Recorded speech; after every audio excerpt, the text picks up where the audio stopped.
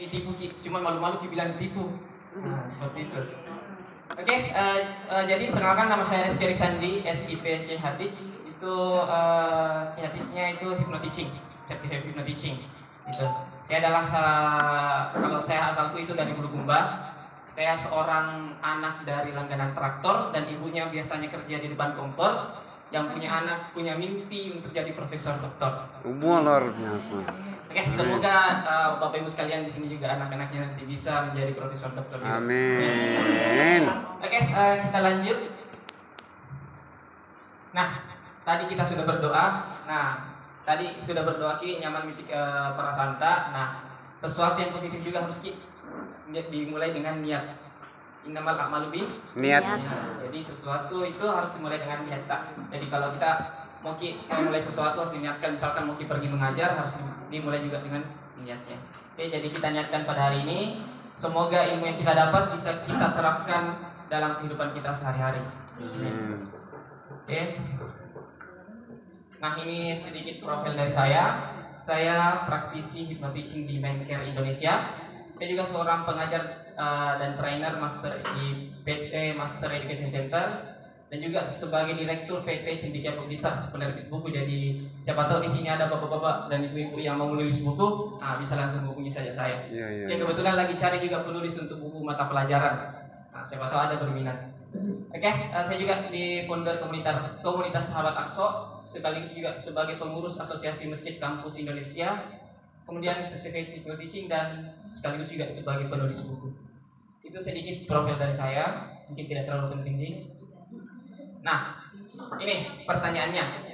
Menurut Anda, apakah hipnotis itu negatif atau positif? Kira-kira ada yang bisa menjelaskan?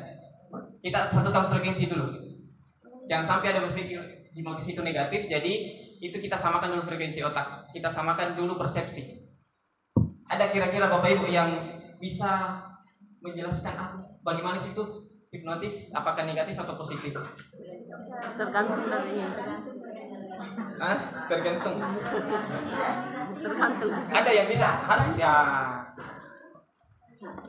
Tergantung penjelasan. Ya, baik. Menurut saya hipnotis itu apakah negatif atau positif? Ya, jawabannya sebenarnya sudah ada di atas. Itu seperti dengan kita menggunakan pisau. Kalau kita pergunakan dalam kebaikan, maka itu akan positif. Akan tetapi kalau kita melakukan hipnotis itu dalam keburukan, maka kita sama halnya menyalahgunakan pisau yang kita miliki. Seperti itu. Terima kasih Pak. Ya, betul sekali. Jadi hipnotis itu seperti pisau. Jadi bagaimana orang menggunakan pisau itu? Apakah mau dipakai untuk membunuh atau mau dipakai untuk bukan memasak, mengiris-iris? Kalau memasak itu wajan. Bocor tuh dah. Ya, sama juga kalau kita sebagai seorang guru atau pendidik ataupun orang-orang yang berpendidikan, yang kita biasanya senjatanya adalah pulpen. Kalau pulpen itu kita pakai untuk hal yang tidak baik, maka itu juga akan negatif hasilnya. Misalnya itu pulpen kita pakai untuk tanda tangan, untuk proyek, ternyata proyek korupsi. Atau pulpen itu kita pakai untuk mengajarkan ilmu kepada siswa-siswa, maka itu menjadi nilai positif. Jadi kita samakan persepsi. Jadi hipnotis itu negatif atau positif? Tergantung. Bahaya kalau digantung kita. Jadi tahu ini. Jadi samakan dulu. Mau kita ambil adalah positif. Kita ambil yang positifnya. Positifnya saja. Kalau negatifnya bisa juga kita bahas bagaimana caranya mau tipu-tipu orang.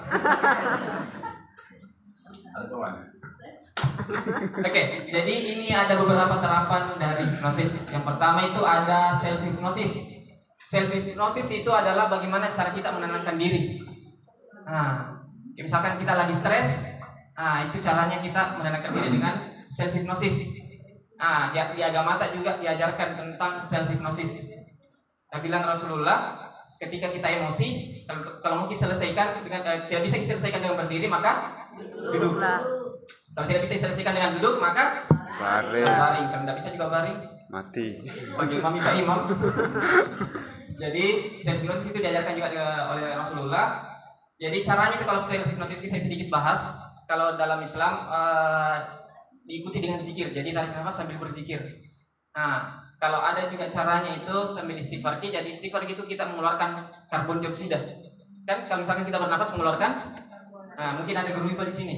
Ada. Nah, sedangkan kalau kita tarik nafas, yang kita tarik adalah oksigen. Jadi kita kasih masuk oksigen di otak kita supaya rileks. Nah, misalkan caranya itu astagfirullah. Jadi keluar karbonnya. Kemudian kita tarik lagi dari nafas. Astagfirullah. Nah, seperti itu maka agak ringan. Nah, jadi kalau misalkan masih berdiri istighfar tidak bisa, duduk. Kalau duduk masih tidak bisa berarti baring. Jadi bapak-bapak kalau misalkan lagi baring nih cerita di situ baru sambil istighfar, jadi hati-hati berarti emosi sekali itu. Jadi jangan diajak bicara kalau begitu, selesai nih. Ah, tinggal perhatikan mami perutnya kalau masih goyang dia alhamdulillah. Kalau tidak goyang ya tidak tahu bagaimana. Oke, kemudian ada hipnoterapi. Hipnoterapi adalah dia biasanya lebih ke pengobatan yang kayak ada yang stres. Nah, biasanya di hipnoterapi akan ada yang kena gangguan mental dan sebagainya, atau ada yang anaknya yang biasanya kecanduan rokok. Nah, itu bisa diselesaikan dengan hipnoterapi. Kecanduan narkoba dan sebagainya itu bisa diselesaikan dengan hipnoterapi. Kemudian ada street hypnosis. Itu adalah hipnosis hiburan. Kalau ada yang sering nonton Uya-Buya, Iya. nah itu lebih ke hipnosis hiburan saja. Hiburan. Nah, kemudian ada medical hypnosis. Medical hypnosis itu untuk penyakit. Nah, penyakit kesehatan. Kemarin ada di SMA berapa itu? SMA 6 yang kena apa namanya? Saraf terjepit. Nah, itu diselesaikan dengan medical hypnosis. Satu kali saja di terapi langsung itu ibu-ibu bisa lompat-lompat. Nah, yang awalnya tidak bisa jalan. Seperti itu. Kemudian ada hypnobirthing. Itu lebih ke orang-orang hamil untuk melahirkan, seperti itu. Nah, kalau saya ini bukan tidak bisa dalam ini karena belum pernah saya rasakan. Ya, kemudian ada hypnoparenting. Nah, ini juga sangat dibutuhkan untuk orang tua, hypnoparenting. Kenapa ini penting? Hidup sekarang itu tidak bisa didik anak tak sesuai dengan zaman tak dulu. Zaman tak dulu kalau baring-baring tidak bisa kayak terlalu lama baring karena sedikit-sedikit ada lagi bom, pergi lagi lompat lagi, pergi sembunyi. Sekarang anak-anak dia lebih nyaman bermain game. Karena kenapa? Ketika dia main game, dia bisa rasakan permainan. Misalkan ada game bola, dia bisa main game di situ. Karena kenapa? Sudah keterbatasan lahan. Sekarang itu banyak nih daerah-daerah yang penuh gedung-gedung. Beda dengan kita dulu, biar di pinggir jalan, biar di sawah bisa main bola. Biar di tengah jalan kita main bulu tangkis, begitu baru satu kali dipukul ada lagi mobil, sehingga lagi seperti itu. Jadi kita harus mendidik anaknya sesuai dengan zamannya. Itu mungkin perkataan dari Ali bin Abi Thalib. Kemudian ada hipnomotivasi. Nah, ini hipnomotivasi biasanya saya bawakan juga lebih ke motivasi siswa-siswa. Ya, karena terkadang banyak orang yang tidak mendapatkan motivasi dirinya. Bukan tidak, tapi belum menemukan motivasi dirinya. Kalau saya biasanya lebih ke memotivasi, saya memotivasi diriku sendiri terlebih dahulu sebelum memotivasi orang lain. Seperti itu. Kemudian ada hipnoforensik. Hipnoforensik ini biasanya dilakukan untuk kasus-kasus hukum dan sebagainya. Biasanya di sini ada bapak ibu yang sering lupa simpan di mana kunci motornya. Sering sekali. Atau sering lupa di mana disimpan dompetnya. Sering. Gitu. Jadi bisa diselesaikan dengan hipnoforensik. Hipnoforensik itu bisa dikasih ingat lagi kembali di mana itu disimpan. Nah, kemarin juga ada bersamanya juga Pak Syarif. Itu ada temannya kami itu hilang kunci mobilnya. Kemudian kita coba forensik, ternyata itu kunci mobil jatuh di kafe karena ternyata kantong celananya itu bolong. Nah, itu dia bercerita sambil tidur. Jadi dikasih tidur baru sambil disuruh bercerita. Nah, ceritakan semua, mulai dari saya berjalan di sini jam sekian, kemudian di sana kan lagi jam sekian, kemudian saya simpan ini kunci mobil di kantong celanaku. Nah, pas pergi dicek celananya ternyata bolong betulan itu anunya. Nah, seperti itu. Itu hipnoforensik. Kemudian ada hipnoseling. Hipnoseling itu ada yang pernah sering lihat sales. itu biasanya hypnosealing kita pakai. Jadi bagaimana caranya dia mempengaruhi orang lain. Oh. Nah, supaya mau beli. Nah, ini bahaya kalau ketemu sales-sales yang paham tentang hypnosealing. Karena apapun pasti nggak ceritain beli makin lagi. Padahal tidak dibutuhkan sih. Nah, seperti itu. Kemudian ada metafisika hipnosis. Metafisika hipnosis ini lebih ke sandro-sandro. Ada itu yang bilang orang pergi mati loh. Kita baca-baca yang punya supaya lihat itu siapa pelakunya pencuri. Nah, itu dia pakai konsep seperti itu. Jadi dia pakai energinya, energi dia pakai seperti itu. Kemudian ada hypnoticing. Nah, ini yang akan dibahas nantinya. Nah, saya lebih ke pengantar saja untuk teknik hypnoticing dan sebagainya itu nanti dibawakan oleh Pak Syarif. Jadi saya lebih ke pengantar saja bagaimana itu hipnosis dan bagaimana pikiran manusia. Oke, kita lanjut. Sebelum lanjut Dinda, saya tertarik hipnoforensik ini. 2 hari saya cari di mana saya simpan keran air. Hilang. Iya. Nanti lah, nanti. Nah, nanti berarti selesai materi nanti kita forensik ini.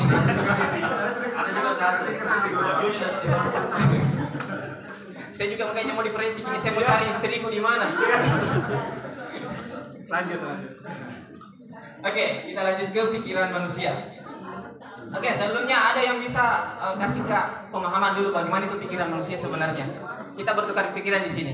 Ada yang bisa? Bisa. Coba angkat tangan yang bisa bantu Kak menjelaskan dulu tentang bagaimana itu pikiran manusia. Oh, ini angkat tangan Bapak. Enggak. Angkat tangan Bapak. Oke, kita lanjut saja kalau tidak ada. Oke, pikiran manusia adalah aktivitas mental yang melibatkan pemikiran, pertimbangan, dan persepsi, perasaan, dan proses kognitif lainnya. Intinya kalau bekerja di otak itu adalah pikiran manusia. Kalau bekerja di otak, nah, seperti itu. Itu secara singkatnya. Jadi kalau misalkan, di mana itu kusimpan kunci mobilku? Nah, berarti konsep pikiran manusia kita pakai. Nah, seperti itu. Tapi kalau misalkan kita cari kunci mobil, tapi Bunda di mana kunci mobil? Itu pikirannya siapa kita pakai? Istri. Nah, kemudian ini konsep pikiran manusia. Pikiran juga seringkali dikaitkan dengan kesadaran, di mana kesadaran dan pengalaman subjektif dan pikiran persepsi. Oke, dalam pikiran manusia itu terbagi menjadi 2. Ada pikiran sadar dan alam bawah sadar. Kira-kira yang paling sering kita gunakan di sini alam sadar atau alam bawah sadar? Alam sadar. Alam sadar. Oke. Ternyata dalam kehidupan kita ini cuma 12% itu terjadi yang kita pakai adalah alam sadar. 88% itu adalah alam bawah sadar. Seperti itu. Jadi ini kayak begini kapan itu ada gunung es yang terlihat itu cuma sedikit, ternyata di bawahnya besar. Atau pernah kalau saya dulu waktu masih di kampung itu sering pergi gali batu, itu kelihatannya itu batu kecil, ternyata pas digali lebih besar di bawah. Seperti itu juga yang terlihat cuma sedikit. Begitu juga dengan pikiran yang kita sadari adalah sebentar sekali ya kayaknya berpikir, ternyata alam bawah sadar kita itu lebih besar ki. Bahkan alam bawah sadar itu ketika berjalan kaki saja sekilas begini dia sudah bisa ingat. Kalau alam sadar pasti jalan ki, siapa tadi di situ? Kembali lagi lihat. Nah, sedangkan kalau alam bawah sadar jalan ki bisa kita tangkap. Oh, siapa sih situ dan sebagainya. Makanya ada biasanya orang itu kayak dejavu. Kayak pernah rasakan di sini? Iya. Pernah kami mimpi begini. Nah, seperti itu. Ya apa lupa itu? Itu konsep alam bawah sadar. Jadi bisa menangkap informasi dia sebanyak mungkin. Sedangkan alam sadar itu cuma sedikit.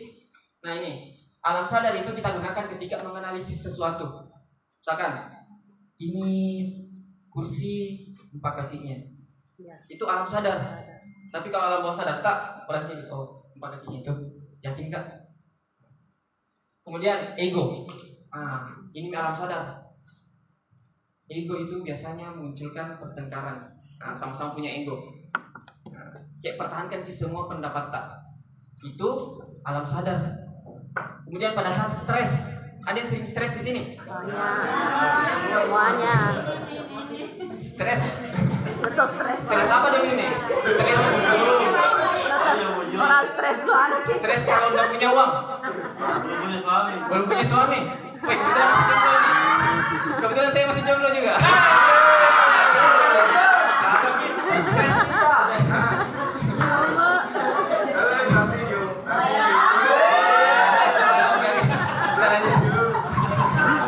Dene lo ka ba na.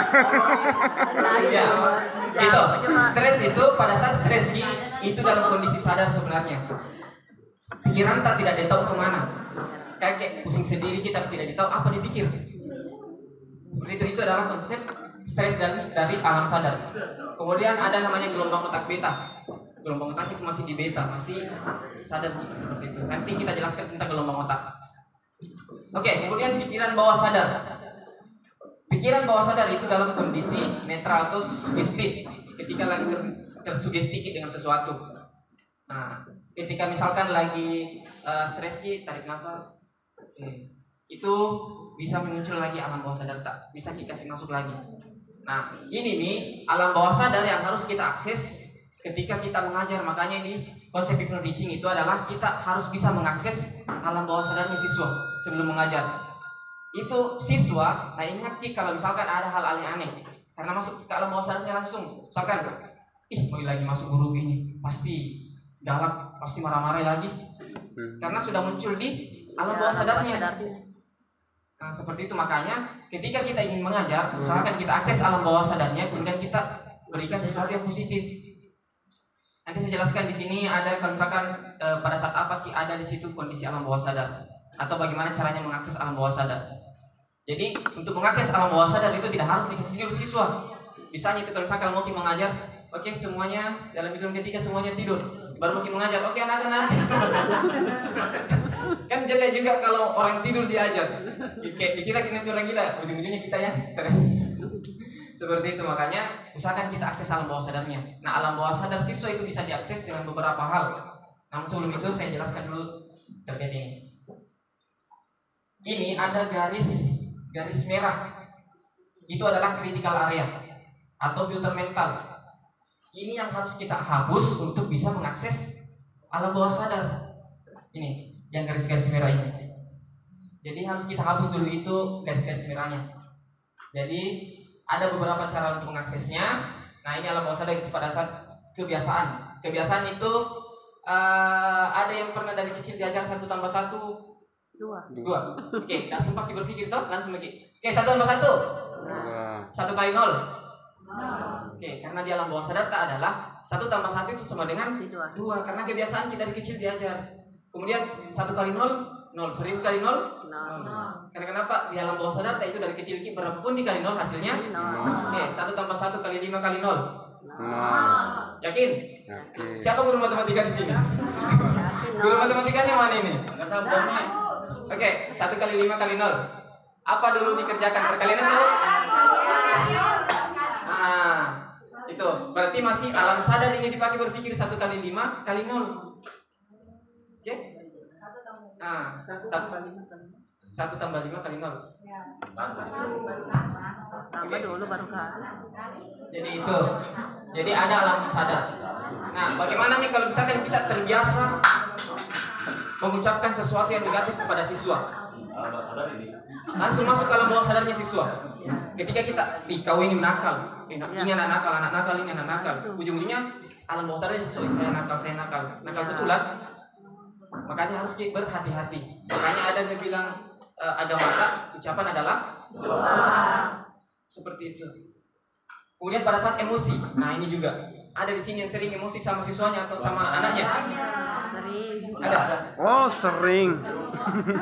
Pada saat emosi, ketika kita emosi, otomatis alam bawah sadar itu sudah terakses, tidak sempat pikir yang lain. Makanya orang emosi itu ketika mengucapkan sesuatu lah biasanya langsung terjadi. Seperti itu. Anak bodoh dan sebagainya. Ketika misalkan ada anak tak nakal di situ, anak nakal di situ, akhirnya itu anak betulan nakal. Tapi ketika misalkan kita ucapkan pada saat emosi, semoga jadi profesor. Kira-kira ada yang bisa seperti itu kalau emosi? Kalau enggak langsung pukul. Seperti itu. Makanya kalau emosi kalau bisa dikontrol dulu. Makanya kalau enggak bisa selesaikan emosi kita dengan berdiri, duduk dan sebagainya. Supaya apa? Itu apa yang kita ucapkan pada saat emosi bakal terjadi juga sama siswa atau anak tak. Seperti itu. Makanya semenjak saya paham konsep ini, saya berhati-hati kalau mau bicara. Nah, seperti itu. Misalkan ada yang sering juga biasa bilang tidak ada uangku ini. Ada yang sering bilang begitu. Nah, ketika bilang seperti itu tidak ada uangku, tidak ada betulan itu nanti.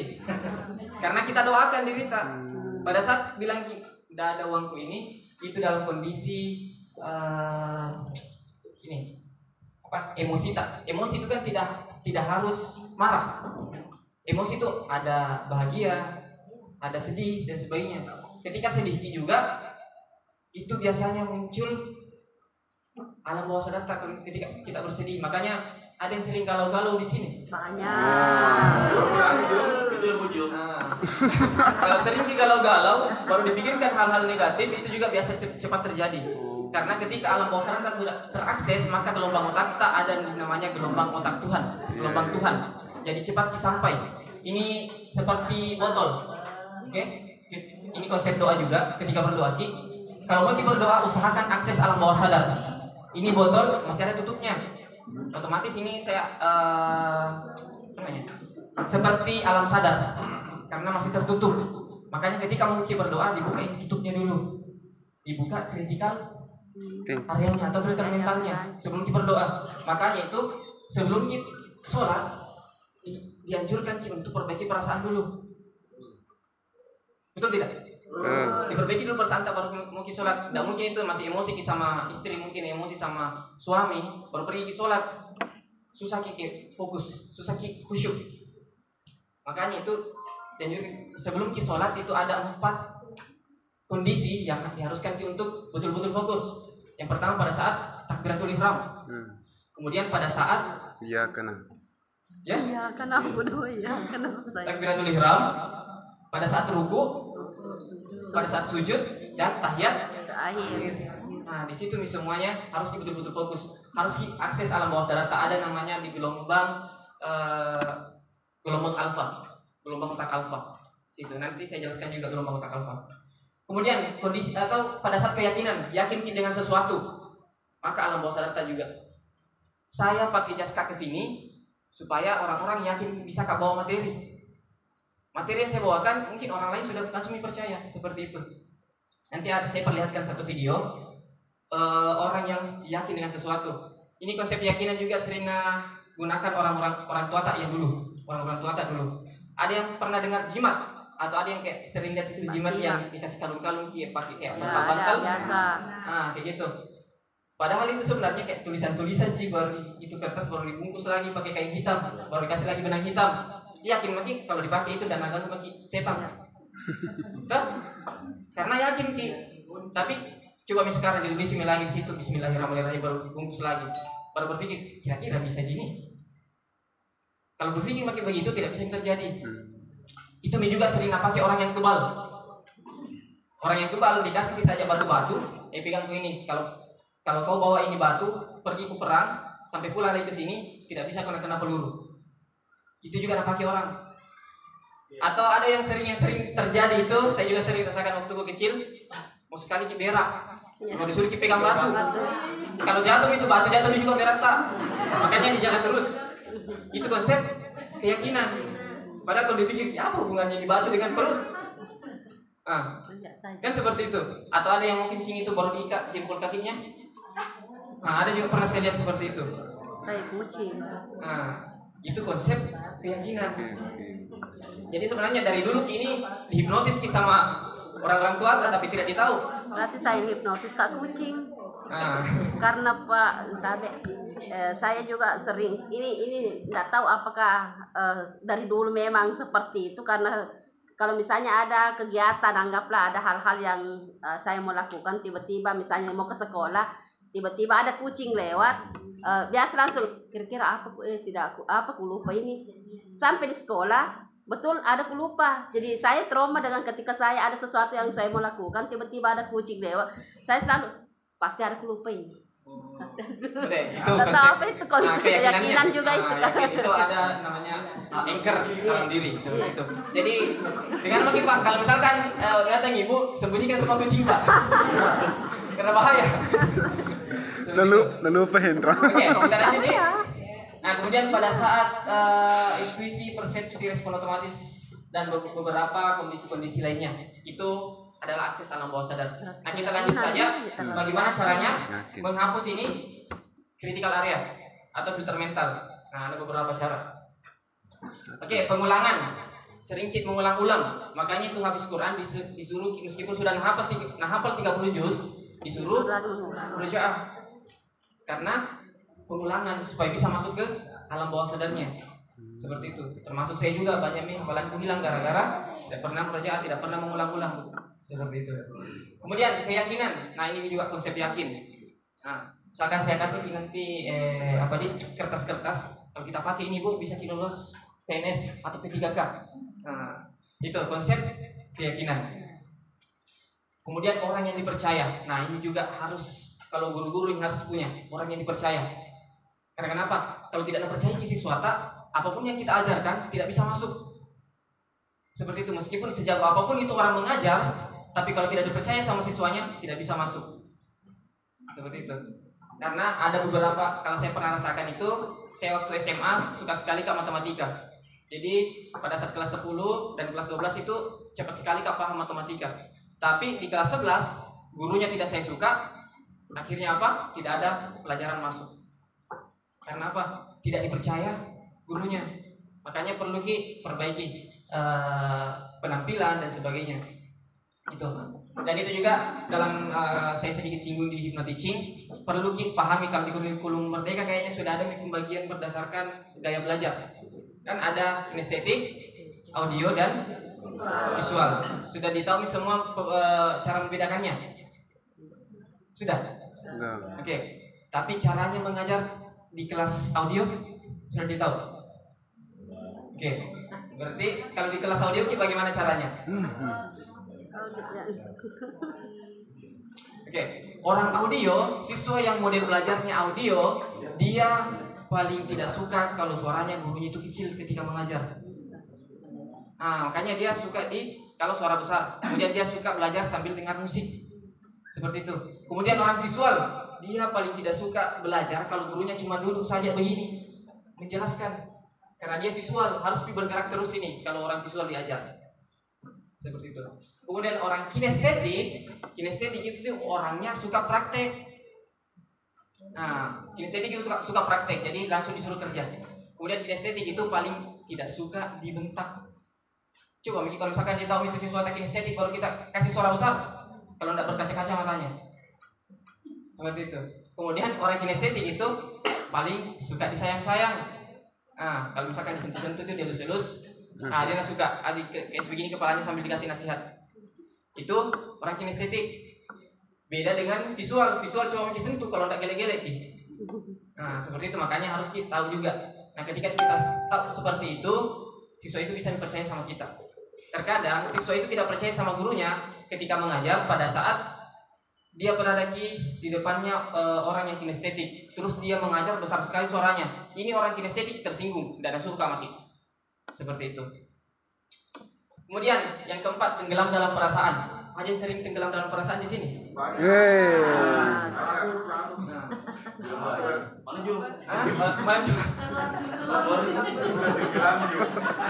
Pulang tahu. Oke, tenggelam dalam perasaan itu tidak harus jatuh cinta. Tidak harus. Tenggelam dalam perasaan itu ketika misalkan saya terharu. Itu tenggelam dalam perasaan. Kemudian pada saat bahagia, itu perasaan tuh ketika kita bahagia.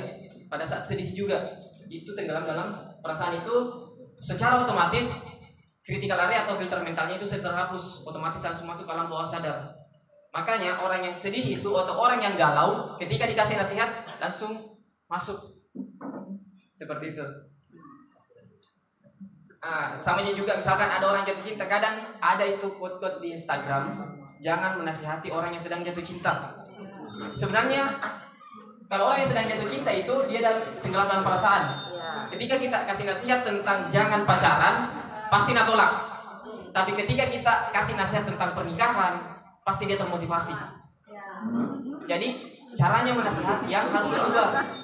Nah, jangan orang baru-baru jatuh cinta, baru 1 hari jadian tiba-tiba dikasih dan janganlah kamu mendekati zina, sesungguhnya zina itu adalah perbuatan yang keji dan mungkar. Kalau tidak tersinggung itu orang, Nah, tapi kalau orang jatuh cinta langsung dikasih ayat-ayat tentang pernikahan supaya lebih mempercepat jalannya supaya ke jalannya halal. Seperti itu. Nah. Oke sih? Oke sih. Ikut cinta. Oke. Lanjut pada saat kebingungan. Nah, ini kebingungan biasanya terjadi di pasar-pasar atau dan sebagainya. Misalkan tiba-tiba jalan di pasar ada tepuk pundak tak dari belakang. Kaget Ki. Nah, di situ Ki bisa dihipnotis. Jadi kalau misalkan kaget Ki atau bingung Ki, hati-hati karena bisa Ki langsung cepat hipnosis. Karena kenapa? Tidak ada filter mental, tidak jalan logika Kak. Oke? Makanya harus perbaiki perasaan. Makanya harus perbaiki perasaan ketika ada sesuatu yang kasih kaget Ki. Nah, itu. Kemudian terpesona. Nah, ini juga terpesona. Oke. Ketika seseorang terpesona dengan penampilan atau apapun itu yang terpesona dengan kita, cara bicara dan sebagainya, apapun yang kita sampaikan ke dia, pasti langsung terima. Begitu.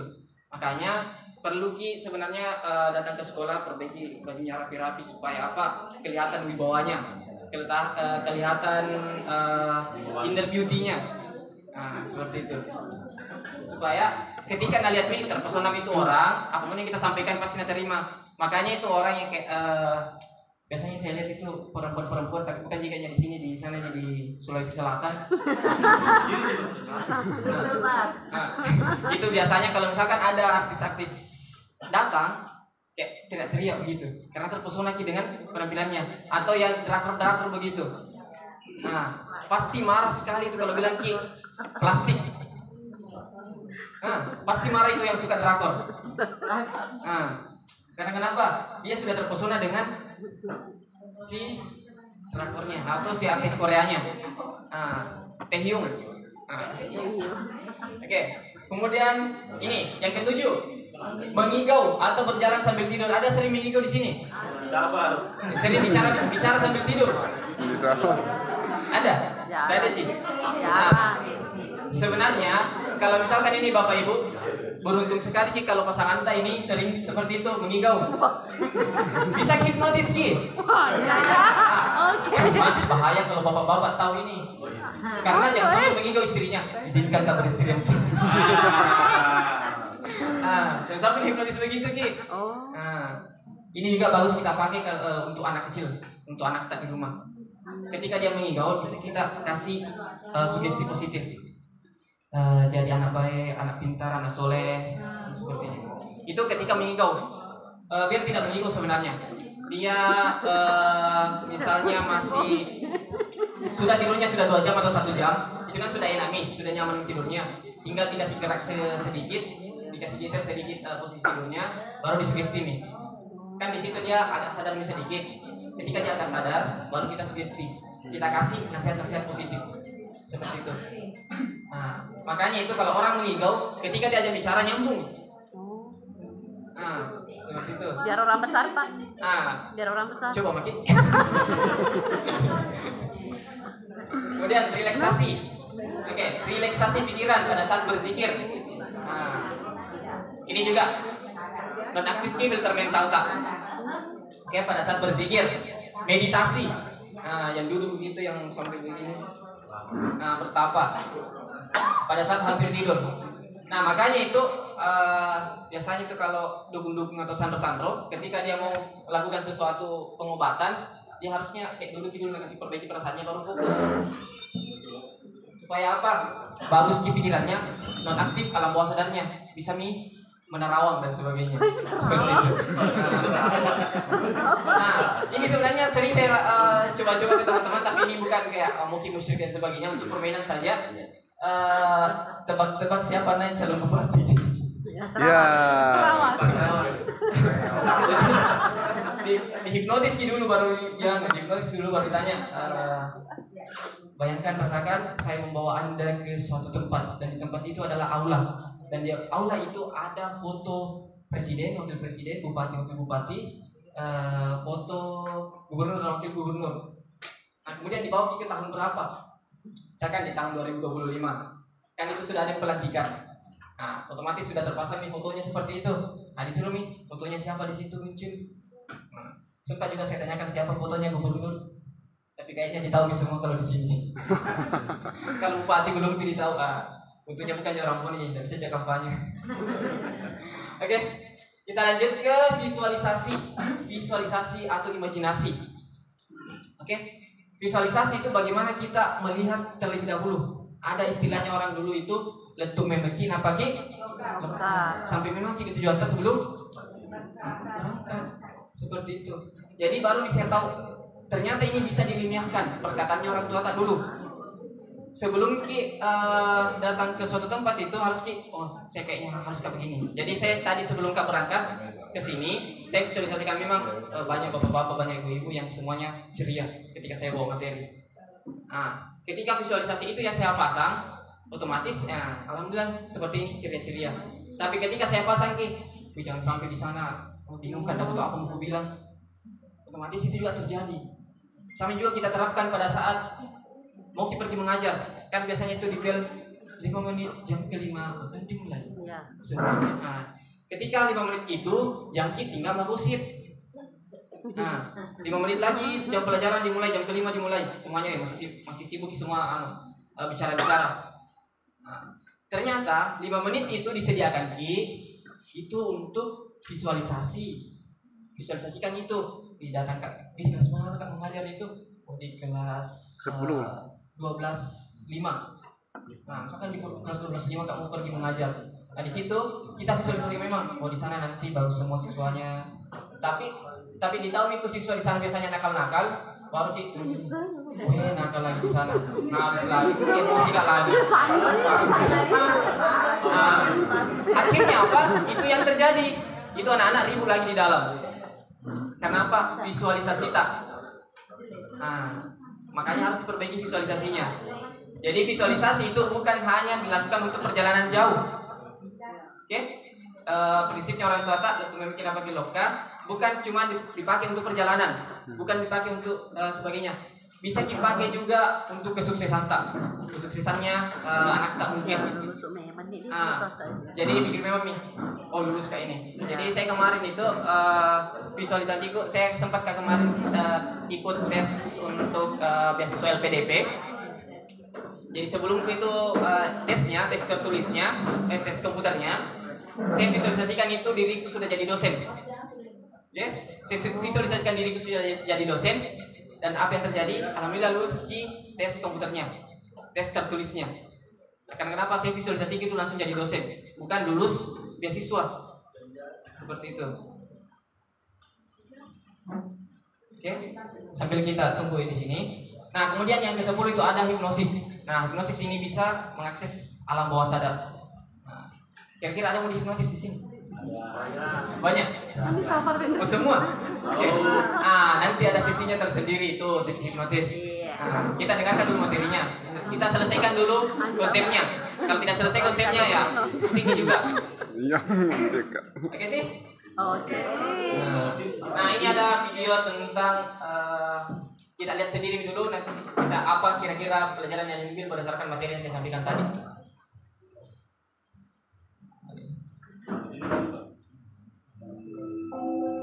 Imagine the box is the sword stuck in the stone, just like in the book. I'll interact. Try again. You are now King Arthur. Yes, yes. How formidable.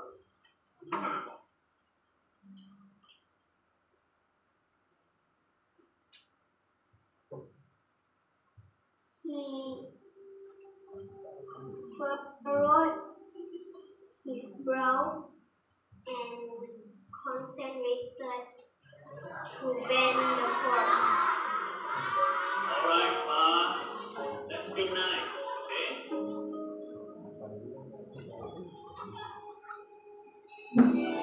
Here I have a fork, and I'm going to do some magic with it.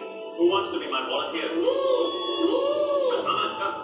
I'm going to place this fork into this empty bag over here, right? I want you to focus your mind on the fork inside there. And look.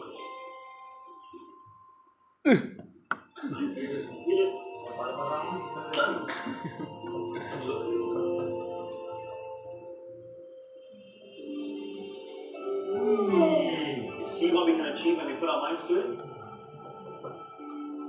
Anything.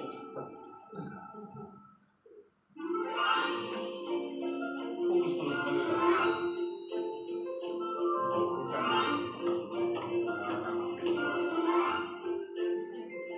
Yeah. This will help you. As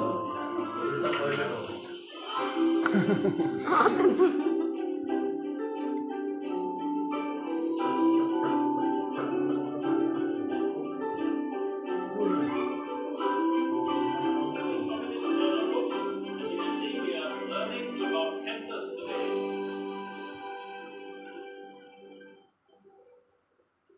Oh no!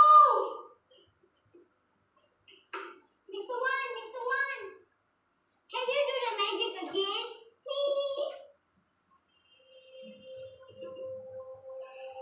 It wasn't me, Aman. It was all you.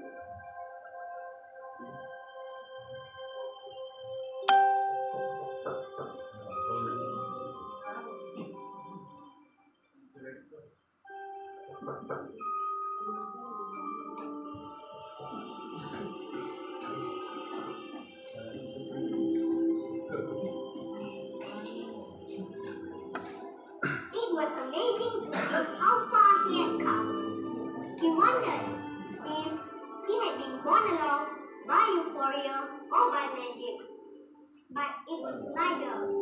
It was him taking one step and then another and still another. And all these were infinitely better than magic.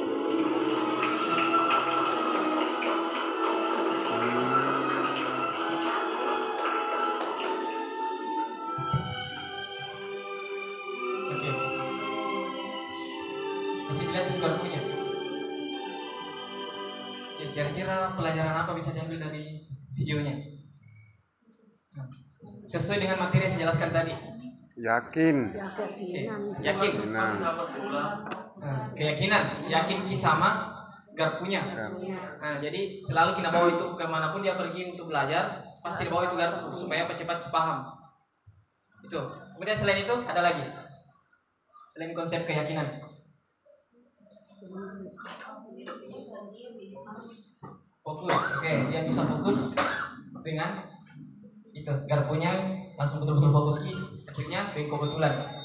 Nah, kemudian sebenarnya ada pelajaran tersirat di sini yang muncul. Seorang guru bukan hanya sebagai seorang pengajar, tetapi dia sebagai seorang pendidik. Ya, jadi kebanyakan guru itu memahami dirinya hanya mengajar saja, mengajar tok saja. Sedangkan ada fungsi tersendirinya adalah mendidik. Mendidik itu dengan memberikan motivasi dan sebagainya. Nah, seperti itu. Jangan sampai siswa itu ketika keluar dari sekolah, ketika dia sukses nantinya, dia ingat, oh ini dulu guru yang galak. Nah, tapi ketika kita mendidik dengan baik, dimanapun kita pergi tiba-tiba ada sesuatu, kita lupain orangnya, tiba-tiba, Pak, kenapa kita di sini?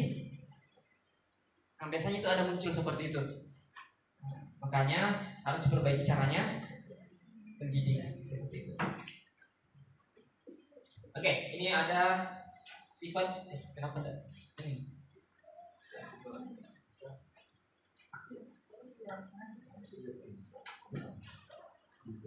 yakin tidak berubah lagi.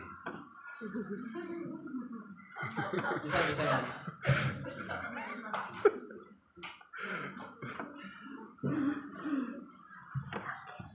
Oke, sambil menunggu juga ini, dari segi hipnosis itu juga ada yang sering dapat siswanya sering kesurupan. Sering sekali. atau setiap hari apa ini? Setiap hari. Setiap hari Ji. Atau misalkan setiap hari Senin atau setiap hari Kamis. Ada menentu. Biasanya itu ada yang sering kesurupan pada setiap hari Senin. Karena kenapa? Visualisasi semuanya di situ. Hari Senin pasti ada lagi pingsan ini, pasti ada lagi kesurupan. Ketika semuanya satu ruangan di sini, visualisasinya sama adalah orang kesurupan, maka pasti akan terjadi. Karena sama-sama semuanya dipikir. Betul. Makanya tadi di awal saya minta penyamaan persepsi tentang hipnotis. supaya nilainya nanti positif gitu. Nah, seperti itu. Nah, ini juga atau saya jelaskan juga manajemen kesurupan, tapi jangan nanti PD. Bagaimana hipnosis bisa menyelesaikan kesurupan. Oke, kita lanjut saja ini. Sifat dan fungsi pikiran bawah sadar.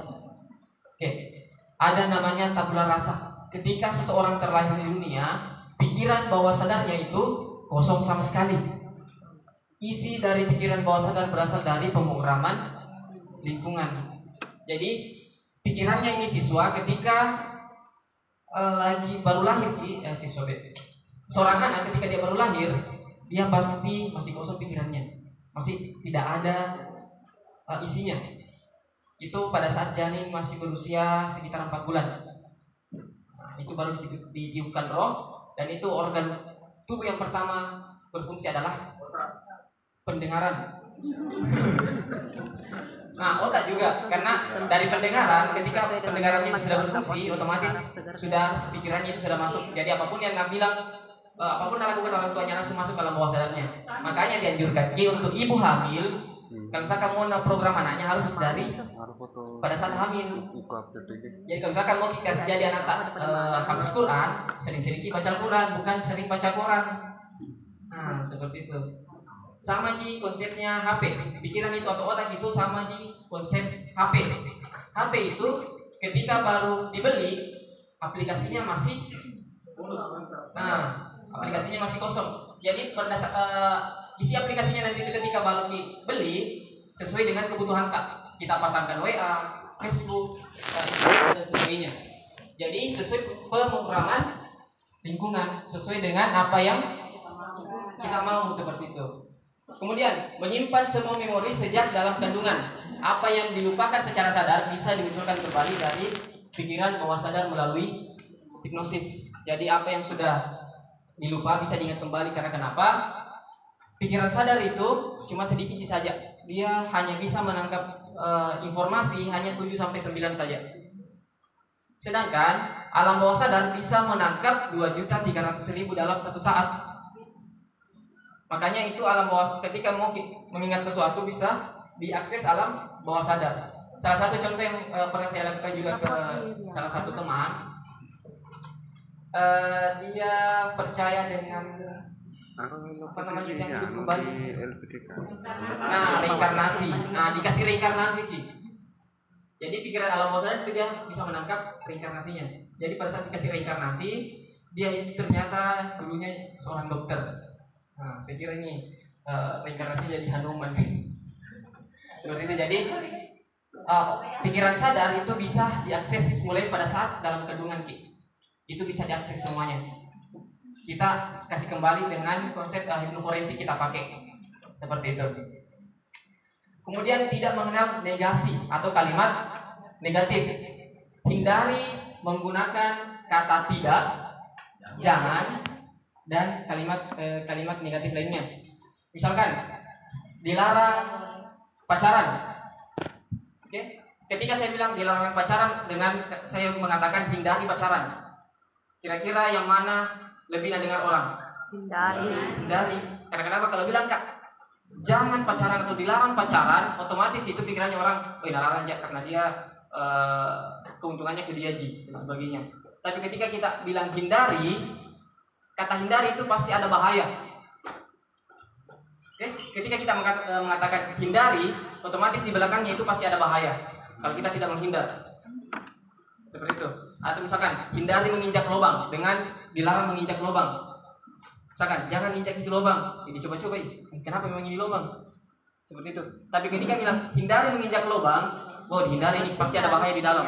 Seperti itu. Makanya perlu ini juga kita pakai untuk mendidik kalimat-kalimat negatif. Seperti itu. Terus bagaimana kalau misalkan harus dikasih keluar dengan kalimat negatif? Ubah konsepnya. Yang awalnya negatif kita ubah menjadi kalimat yang positif. Seperti saya sakit dengan tidak sehat. Atau saya sembuh dengan tidak sakit. Nah, sembuh, saya sehat dan saya tidak sakit. Ketika bilang tidak sakit, yang masuk ke alam bawah sadar adalah sakitnya. Kata tidak itu secara otomatis hilang, tercorek Ki. Seperti itu. Makanya kalimat negatif itu harus diperbaiki baik-baik. Nah, kemudian sangat cerdas karena mengetahui penyebab dan solusi suatu masalah. Jadi misalkan ada masalah keluarga seperti itu, tapi tidak tahu gara-gara apa sebenarnya ini saya bertengkar terus setiap hari. Nah, misalkan ada yang sering bertengkar setiap hari dengan pasangannya, dan tahu apa sebenarnya ini penyebabnya. Kita akses alam bawah sadarnya dengan cara apa? Diterapi, kemudian diketahui kenapa sebenarnya ini bisa marah-marah. Ini saya sering dapat juga pasien-pasien yang seperti itu. Kita munculkan 2 orang, suami dan istrinya.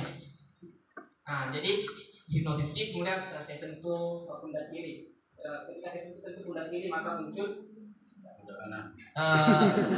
suaminya. Oke, maka muncul suaminya. Saya sentuh pundak kanan maka muncul istri. Jadi yang pertama dilakukan adalah saya sentuh pundak kiri. Suruh bicara itu orang. Kenapa dia sering marah-marah sama istrinya? Nah, setelah itu pundak kanan. Kenapa sering marah-marah sama suaminya? Nah, di situ ini dikasih damai. Setelah sudah dikasih damai di situ, enak perasaan. Oke, seperti itu. Nah, dan baiknya diterapi dua-dua. Seperti itu. Oke sih? Oke, lanjut ke sini. Membuat asosiasi atau anchor secara otomatis. Misalnya, sebuah lagu memunculkan perasaan atau ingatan Anda pada suatu masa tertentu dalam kehidupan Anda. Oke, anchor. Tadi Ibu ada anchornya. Setiap lihat kucing ketika dia berjalan, pasti ada lupa. Itu anchornya. Kemudian ada anchor otomatis juga, itu misalkan ada lagu kisah kasih di sekolah, apa yang muncul di pikiran tak ketika lagu itu? Nah, masa-masa SMA. Nah, atau dengarkan lagunya Nika Ardila. Nah, kira-kira masa-masa apa diingat? Nika Ardila. Kemar. Oke, itu. Jadi kalau misalkan ingat di lagu-lagu lama, biasanya itu tiba-tiba ingat mantan. Jadi itu adalah anchor secara otomatis seperti itu. Atau misalkan dengan apa yang sering muncul di masjid, Assalamualaikum. Nah, langsung kita tiba-tiba ingat kampung. Iya, Bang. Nah, itu adalah anchor secara otomatis. Nah, jadi kalau misalkan dalam pengajaran, kalau misalkan saya mengajar, itu saya kasih anchor juga ke siswa. Oke, adik-adik, ketika saya tepuk tangan 3 kali, semuanya kembali fokus ke saya. Seperti itu. Jadi misalkan itu anak-anak lagi bicara lagi ribut, oke, kembali, pasti fokus lagi itu. Kalau dikasih anchor, untuk caranya untuk kasih masuk itu anchor ke siswa, nanti dijelaskan sama Pak Syarif. Oke, kemudian melindungi individu dari bahaya baik nyata maupun imajinatif. Itu alam bawah sadar. Ketika kita sudah bisa mengontrol alam bawah sadar, itu bisa makin terhindar dari hal-hal yang imajinatif. Contohnya ada yang sering di sini kayak lihat makhluk halus atau kayak lihat setan, lihat hantu. Ada? Oke. Ada yang tahu bagaimana bentuknya itu kuntilanak? Warna putih, rambut panjang. Nah, biasanya duduk di atas pohon. Nah, begitu. Itu adalah konsep alam bawah sadar. Dari dulunya diajarki bahwa setan itu menakutkan. Sedangkan dalam agama itu setan itu atau jin bukan disuruh untuk membunuh manusia, tapi disuruh mempengaruhi manusia supaya sesat. Bukan disuruh saya makan manusia, silakan makan manusia. Tidak ada sejarahnya itu jin makan manusia. Karena kenapa? Diperintahkan jin sama Allah bahwa kamu bisa mempengaruhi manusia. Jadi kita yang mengontrol emosi kita. Nah, di situ nih sebenarnya alam bawah sadar tak bisa bekerja. Oke. Ketika alam bawah sadar tak memikirkan bahwa setan itu menakutkan, otomatis takut di rumah sendiri. Nah, itu juga sudah sempat saya rasakan, tapi semenjak saya tahu tentang alam bawah sadar, saya ubah pikiranku bahwa setan itu cantik. Jadi kalau misalkan ada yang aneh, oh saya tunggu ini muncul kok saya peluk. Jadi itu tidak jadi muncul. Karena kenapa? Kita sendiri sebenarnya bikin takut diri kita sendiri. Nah, apalagi sebenarnya ibu-ibu itu nak pikir nih selingkuh lagi kayaknya ini, pergi lagi suamiku jalan selingkuh lagi. Selingkuh betulan. Karena apa? Kita sendiri yang bikin. Kita doakan seperti itu. Nah. Oke, kita lanjut. Kan masih ada belum? Oke, hipnosis dan gelombang otak. Oke, hipnosis adalah penembusan faktor kritis pikiran bawah sadar diikuti dengan diterimanya suatu pemikiran selektif atau sugesti. Individu yang terhipnotis menjadi responsif terhadap pengaruh orang yang menghipnosis, dapat mengingat kembali kejadian-kejadian yang dilupakan serta dapat meredakan gejala psikologis. Oke, jadi ketika sudah dihipnotis, apapun yang Anda bilang itu orang yang menghipnotis, pasti kita ikuti. Seperti itu. Jadi bahaya. Nah, bahaya sebenarnya kalau misalkan ini Pak Syarif juga agak lama baru kena ajarkan tentang hipnotis karena masih belum Pak punya pasangan yang sampai saya salah gunakan. Saya hipnotis hanya orang supaya mau sama saya. Nah, tapi itu tidak bisa karena tidak murni katanya cintanya. Masih cari ini. Siapa tahu ada Pak? Ada kan? Oke. Tapi katanya tidak boleh dinikahi tuh orang yang sudah misalkan saya sudah hipnotis orang, tidak boleh dinikahi kalau misalkan belum 1 tahun. Karena ada efeknya nanti. Seperti itu. Oke, kita lanjut. Gelombang otak manusia. Oke, kita lihat gelombang otak manusia. Ternyata gelombang otak manusia itu ada 4. Yang pertama adalah beta. Gelombang otak beta itu pada saat dalam kondisi sadar, kan kondisi bisa memikirkan sesuatu, berjalan logika. Nah, kalau misalkan saya jelaskan nih tentang hipnotis tapi masih melawan kasih lawan kabar debat, otomatis itu kondisi otak tak masih beta karena masih ada logika. Oke. Kemudian gelombang kedua itu ada namanya alfa, kondisi rileks, fokus pada satu objek, penghubung antara pikiran sadar dan alam bawah sadar. Jadi tengah-tengahnya ini antara sadar dan alam bawah sadar. Nah, ini yang mau diakses ketika kita mau hypnoticing. Hypnoticing itu cukup dikasih ke gelombang alfa saja siswa tak. Dikasih fokus saja satu objek. Nah, di situ dikasih fokus siswanya. Ketika siswanya sudah fokus, di situ sebenarnya nyaman. Nah, nyaman terima materi langsung masuk ke alam bawah sadarnya. Seperti itu. Dalam kondisi rileks, makanya itu sering disuruh kasih ada namanya ice breaking. Ya, ice breaking supaya rileks kembali otaknya anak-anak. Seperti itu. Kemudian ada gelombang otak theta, kondisi hipnosis, mimpi, meditasi, melamun dan beberapa aktivitas bawah sadar. Nah, kondisi hipnotis itu pada saat theta. Jadi kalau misalkan mau dihipnotis atau di hipnoterapi itu harus dikasih theta dulu yang tidur. Oke. Coba tarik nafas, hembuskan, tidur.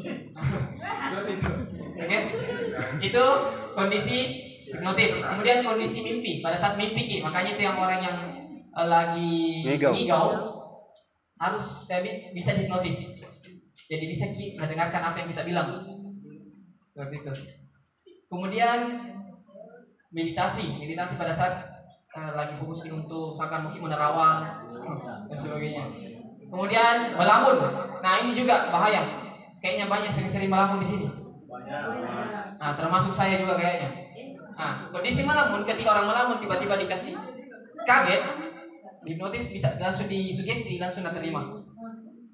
Seperti itu. Jadi bahaya kalau misalkan dapat orang melamun atau siswa yang melamun, langsung ditanya, baru kita sugesti saja positif seperti itu. Ini sebenarnya konsep hipnosis dan gelombang otak manusia ini dan pikiran manusia sangat penting diketahui oleh guru BK untuk mengatasi. Karena kenapa? Guru BK itu tugasnya bukan cari siswa bermasalah saja, tapi kita juga harus selesaikan siswa yang punya masalah. Oke? Bedakan siswa bermasalah dengan yang punya masalah. Siswa bermasalah biasanya itu adalah anak-anak nakal, sering bolos. Nah, Kalau saya biasanya bermasalahnya di sekolah itu bukan bolos, tapi itu yang digunting rambut. Mana nih? Yang panjang rambut. Nah, itu. Nah, kalau siswa yang punya masalah, biasanya itu saya sering dapat sekarang siswa-siswa SMA lebih banyak yang kena sakit mental atau kesehatan mentalnya itu terganggu. Saya sudah ada beberapa SMA saya datangi, seringkali diskusi dengan siswa-siswanya, ternyata mereka banyak yang terganggu mentalnya. Ada yang karena orang tuanya yang cerai, ada juga orang tuanya meninggal dan sebagainya. Itu semuanya orang-orang yang bermasalah, punya masalah, dan itu harus kita bantu supaya siswa ini betah di sekolah.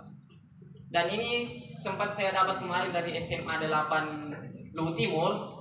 Ini kayaknya satu dari sekian banyak orang yang ternyata dia punya kesehatan gangguan mentalnya itu positif Ki. Karena lebih nyaman di sekolah daripada di rumah. Nah, lebih nyaman di sekolah. Jadi meskipun katanya dia sakit, kalau masih bisa di jalan tetap pergi ke sekolah. Karena senang kita rasa di sekolah. Saya tanya Ki, bukan gara-gara ada pacarmu? Ternyata tidak. Ternyata banyak teman-temannya di sekolah yang support dia dibandingkan di rumah. Nah, seperti itu. Nah, itu juga sebagai orang tua juga harus pahami bahwa seorang anak itu tidak harus kita kasih apa yang dia inginkan, tapi kita kasih apa yang dia butuhkan. Anaknya mau sekali motor, tapi harus pilih motor ini, harus pilih motor besar. Ternyata yang dia butuhkan itu adalah bukan motor besarnya, tapi hanya butuh kendaraan untuk ke sekolah. Seperti itu. Jadi harus dipahami dulu apa kebutuhannya, baru kita kasih. Seperti itu. Kemudian ada gelombang otak delta, tertidur lelap tanpa mimpi. Enak sekali tidurnya sampai ngorok-ngorok. Nah itu. Jadi kalau misalkan mau hipnotis ini orang yang sudah gelombang otak delta, kalau mau hipnotis harus dikasih gerak dulu tidurnya, posisi tidurnya supaya gelombang otaknya kembali ke theta, baru bisa dihipnotis. Oke, kita lanjut. Nah ini pertumbuhan otak pada janin. Oke, pertumbuhan otak pada janin itu di umur 4 bulan janin sudah bisa mendengar. Nah di situ nih bagus di program. Jadi ketika sudah 4 bulan bagus di program. Jangan sering-sering dengar musik galau, karena anaknya juga nanti galau. Nah, atau sering dikasih dengar musik-musik pulang-pulangku berbadan dua. Anaknya nanti Allahu a'lam bishawab. Berbadan dua. Nah itu, jadi ini kondisi otak pada janin mulai dari umur 25 hari sampai umur 9 bulan ini sudah terbentuk betul nih. Umur 9 bulan ketika dia keluar bagus mungkin, makanya itu bayi yang baru lahir diazani supaya masuk ke alam bawah sadarnya bahwa dia itu ingat Tuhan dengan cara apa? Sholat. Itu alam bawah sadarnya. Oke, ini juga. Nah, ada ibu-ibu di sini yang hamil. Ada. Yang mana di sini? Nah, ini untuk ibu hamil sebenarnya tidak boleh dikasih stres. Ya? Ada suaminya di sini? Ada, Pak. Jadi harus hati-hati nih ke istri kita, jangan dikasih marah-marah. Nah, jadi kalau minta uang harus dikasih. Jadi ini ada penelitian yang mengatakan seperti itu. Jadi ini bukan perkataan itu, tapi hasil penelitian. Kortisol atau hormon stres yang tinggi pada ibu hamil dapat masuk ke janin melalui plasenta lalu ke otak bayi, sehingga bayi pun merasakan stres dalam kandungan. Stres ibunya, stres juga anaknya dalam. Oke, makanya kita lanjut ke penelitian kedua. Janin yang mendapatkan level hormon kortisol yang tinggi dari ibunya saat dalam kandungan, ketika dewasa menjadi mudah stres. Jadi berlanjut nanti ke anaknya. Anaknya juga cepat sekali stres nanti. Makanya ibu yang hamil itu yang sering dikasih marah-marah pada saat dia hamil, ketika anaknya baru lahir, anaknya itu biasanya jadi membangkang, sering marah-marah juga. Seperti itu karena konektif dengan pikirannya anaknya pada saat dia masih dalam kandungan, seperti itu. Makanya harus hati-hati. Pak? Oke sih. Nah, jadi harus hati-hati nih untuk ibu hamil. Nah ini juga zona merah. Hindari larangan untuk anak yang masih umur 0 sampai 7 tahun. Oke? Ini yang harus diperhatikan ketika anak masih bayi, yang punya anak masih kecil. Oke, yang punya anak masih kecil, perlakukan anak sebagai raja. Ini sebenarnya lebih masuk ke parenting. Oke? Kemudian hindarkan marah kepada anak. Jadi kalau misalkan lagi marahi, usahakan itu dikasih anu dulu. Nah, sini dulu. Nah, situ diajak diskusi dulu. Seperti itu. Diajaki berkompromi supaya tidak nakal lagi. Ketika anak itu misalkan lagi nakal-nakalnya baru dimarahi, biasanya itu dia melawan nantinya. Yang masuk dalam bawah sadarnya adalah dari kecil Kak seringkan nama-nama orang tuaku, dan apa yang terjadi ketika besar anak tak ya alhamdulillah. Nah, seperti itu. Kemudian jaga dari kerusakan jaringan otak. Jaringan otak anak. Jaringan otak anak itu ketika misalkan masih kecil baru sering tiba-tiba makanya itu orang tua sering kita larang jangan kasih kaget. Jangan dikasih kaget anak bayi. Karena kenapa? Ketika itu bayi kaget, jaringan otaknya bisa rusak. Ketika rusak, mudah sekali stres nanti kalau besar. Seperti itu. Elgio lihat mama. Elgio lihat mama. Oke. Pahami bahwa posisi anak yang berkembang adalah otak kanannya, kreativitasnya. Jadi kalau anaknya itu sering-sering kursi angka-angka dan lempar-lempar, jangan dimarahi karena masih hoki berkreasi seperti itu. Nah, tinggal caranya adalah misalkan itu anak juga sering coret-coret dinding. Nah, kalau anak sering coret-coret dinding, hindari larangan kepada anak jangan dicoret-coret. Karena kenapa? Kalau dilarang, otomatis kita sudah menghalangi dia mengeluarkan kreativitasnya, mengeluarkan emosinya. Jadi kita kasih kertas. Nah, ini bagus sudah coret-coret seperti itu. Notis nih Rahim, notis nih. Seperti itu. Notis nih. Nah, ini jaringan otak pada anak ini juga hasil penelitian. Bisa kita baca. Oke? Ini hasil penelitian. Seorang ibu meneliti perkembangan otak bayinya sendiri dengan sebuah alat khusus yang dipasang di kepala bayi. Alat itu kemudian dihubungkan dengan kabel-kabel komputer sehingga bisa melihat pertumbuhan sel syaraf otak anaknya melalui monitor. Jadi ini alat-alat yang dipasang itu terhubung ke layar komputer. Nah, di layar komputer itu muncul jaringan-jaringan otaknya. Nah, ketika bayinya bangun, dia memberinya ASI. Ketika sang bayi menyusu, ia melihat gambar-gambar saraf itu membentuk rangkaian yang indah dan dia terpesona dan berkata, "Oh, begitu menakjubkan." Jadi rangkaian-rangkaiannya itu indah. Bentuknya itu di layar komputer. Nah, ketika sang bayi sedang asik menyusu, si bayi yang bernama Julia itu menendang salah satu kabel komputer. Kemudian si ibu berteriak, "No!" Karena teriakan ibunya, bayi itu kaget. Ketika itu si ibu melihat gambar sel syaraf menggelembung seperti balon membesar dan pecah. Kemudian terjadi perubahan warna yang menandai bahwa kerusakan sel otak si bayi. Jadi teriakan ibunya sendiri yang bikin anaknya rusak syaraf otaknya. Seperti itu. Jadi ya kalau sering-sering dimarah-marahi anak ya begitu Mi. Nah, kesedihan ini mungkin hanya saya menanggungnya sebagai ibu sekaligus sebagai saintis. Saya menyaksikan syaraf otak anak saya hancur oleh teriakan saya sendiri ibunya. Nah, baru menyesal. Karena kenapa? Dia sendiri yang lakukan, ibunya sendiri. Nah, ada juga hadis yang pernah mengatakan pada saat itu ada seorang bayi yang digendong oleh Rasulullah. Nah, pada saat itu si bayi ini kencing. Nah, kemudian kencing bahasa ini pakaiannya Rasulullah. Tiba-tiba ini ibunya langsung natarik, kasih tai, langsung natarik begini. Nah, tiba-tiba marah Rasulullah. Apa Nabi Rasulullah? Mungkin pakaian yang basah ini bisa saya keringkan, tapi kekeruhan hatinya seorang anak ini yang kaget karena rebutanmu itu tidak bisa kau obati. Itu hadis yang mengatakan. Jadi harus juga hati-hati.